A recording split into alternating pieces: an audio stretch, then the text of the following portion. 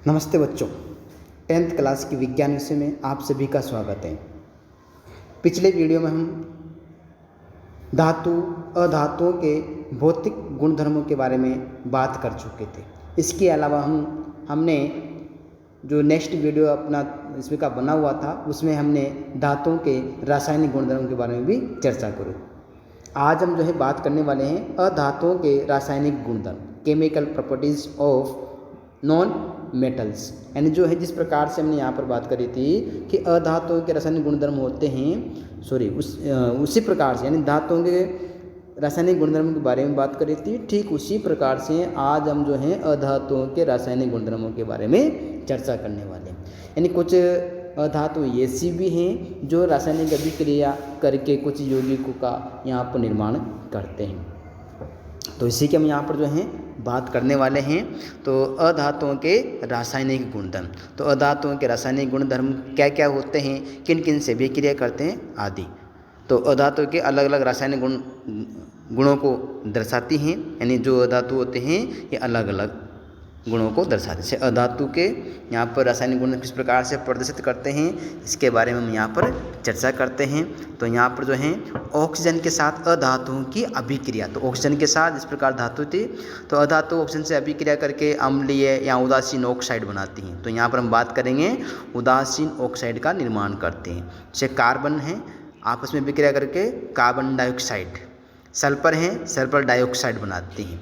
तो ऑक्साइड का यहाँ पर निर्माण कर रही हैं। तो ये अधातुओं के साथ जल ऑक्सीजन से क्रिया करके यहाँ पर हाइड्रो इसका निर्माण करते हैं। अधातु प्रकृति में सहसंयोजक होते हैं, अर्थात वे इलेक्ट्रॉनों के सहभाजन से बनते हैं। अधातु के अम्ल ऑक्साइड जल में घुलकर अम्ल का उत्पादन करते हैं। यानी अधातुओं के जो ऑक्साइड होते हैं वो कैसे होते हैं, अम्लीय प्रकृति के होते हैं और जल में घुल जाते हैं।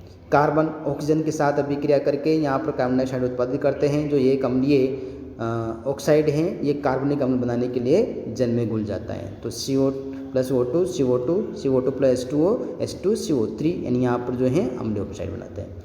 वायु में मौजूद ऑक्सीजन के साथ सल्फर की अभिक्रिया से सल्फर डाइऑक्साइड बनता है। ये अम्लीय ऑक्साइड है और इसलिए ये सल्फ्यूरिक अम्ल बनाने के लिए जल में घुल जाता है। तो यहाँ पर H2SO4 जो 3 हैं कि यहाँ पर सल्फ्यूरिक अम्ल का कार्य करती हैं।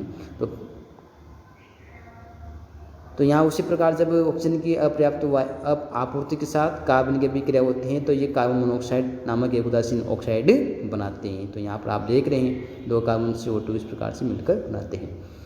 जल जो एक उदासीन ऑक्साइड है उत्पादित करने के लिए ऑक्सीजन के साथ हाइड्रोजन की अभिक्रिया करते हैं H2 प्लस O2। तो यहाँ पर H2O इसमें निर्माण होते हैं।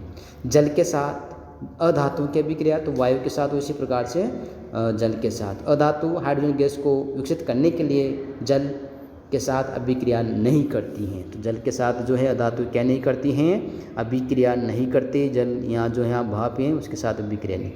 अधातु इलेक्ट्रॉन्स का त्याग करके हाइड्रोजन आयन का आस कर हाइड्रोजन गैस उत्पादित नहीं कर सकते हैं। तो यहाँ पर हाइड्रोजन गैस का उत्पादन नहीं करती हैं जल के साथ जब अधातुएं अभिक्रिया करते हैं। तनु अम्लों के साथ अधातुओं की अभिक्रिया, तनु अम्लों के साथ अभिक्रिया करते हैं तो क्या क्या यहाँ पर इसका निर्माण होता है उसके बारे में समझते हैं।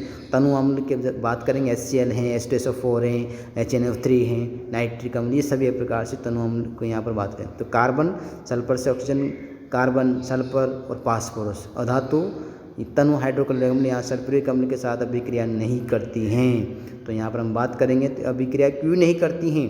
तो अधातुएं हैं यहाँ पर कार्बन सल्फर फास्फोरस, ये सब हैं अधातुएं यहाँ पर दे रखी हैं। अम्ल के हाइड्रोजन आयनों को विस्थापित करके उन्हें हाइड्रोजन गैस में बदलने में क्या होते हैं, असमर्थ होती हैं।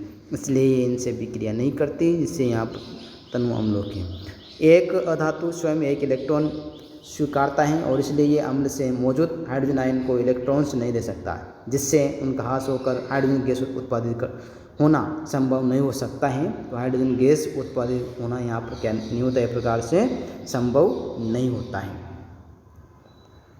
तो इस प्रकार से ये हैं अधातुएं अभिक्रिया नहीं करती हैं। अब यहाँ पर ये अम्लों के साथ की अभिक्रियाओं के बारे में बात कर रहे थे। लवण विलयन के साथ अधातुओं की अभिक्रिया के बारे में चर्चा करते हैं, यानी लवण विलयन के साथ अधातु किस प्रकार से अभिक्रिया करती हैं। तो एक अधिक अभिक्रियाशील अधातु लवण विलय में से एक कम अभिक्रियाशील अधातु को विस्थापित करता है। तो यहाँ पर जो है अभिक्रियाशीलता के बारे में बात करेंगे। तो क्लोरीन है, सोडियम ब्रोमाइड है। यहाँ पर जो विष का विलयन बनेगा सोडियम क्लोराइड बनता है और साथ में ब्रोमीन भी इसमें बनती है। तो इस अभिक्रिया में अधिक अभिक्रियाशील क्लोरीन कम अभिक्रियाशील अधातु के उसके विलयन से विस्थापित कर देता है। तो यहाँ पर जो है ब्रोमीन और क्लोरीन किसमें आपस में अभिक्रिया होती हैं, तो ये ब्रोमीन को विस्थापित कर देती हैं।